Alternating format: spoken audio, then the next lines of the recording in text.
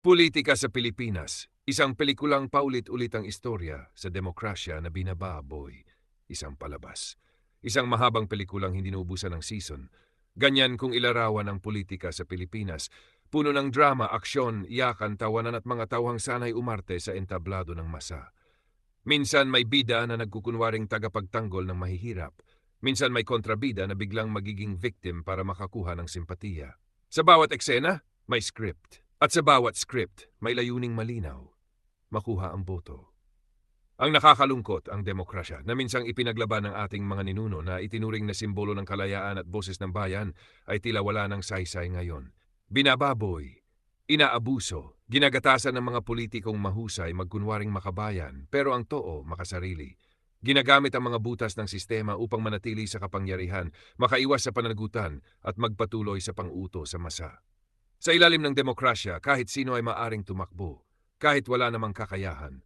Kahit artista lang, basta't may sikat na apelyido o maraming followers. Kahit makasalanan, basta't mahusay magsalita. Kahit may kaso, basta't may pera. Ito na ba ang kalayaang pinangarap natin? Kalayaang pumili ng lider na magaling magpatawa sa entablado, ngunit bigo sa pag-angat ng bayan. Ang demokrasya ay nagiging laruan ng mga makapangyarihan. Ang boto ng isa ay nabibili, napapalitan, at naiimpluwensyahan ng kasinungalingan sa social media at scripted na propaganda. At ang masa, sa gutom at desperasyon, ay nahuhulog sa bitag ng peking pag-asa. Dahil dito, panahon na marahil upang tanungin ang ating sarili, akma pa ba ang demokrasya sa panahon ngayon? Baka kailangan na natin ng isang uri ng pamahalaan na hindi nagpapaloko sa ganda ng script.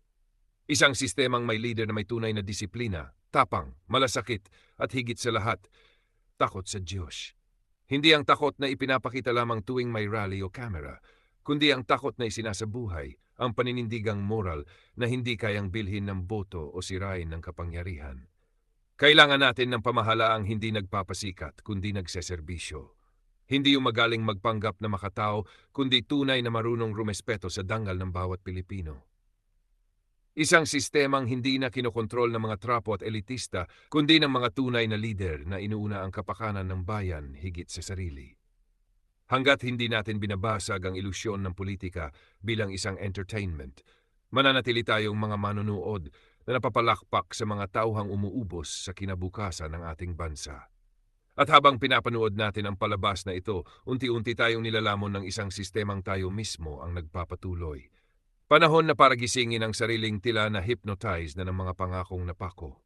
Panahon na para palitan ang script ng kasaysayan. Hindi ito pelikula. Ito ang tunay na buhay. At ang buhay ng bayan ay hindi dapat ginagawang palabas.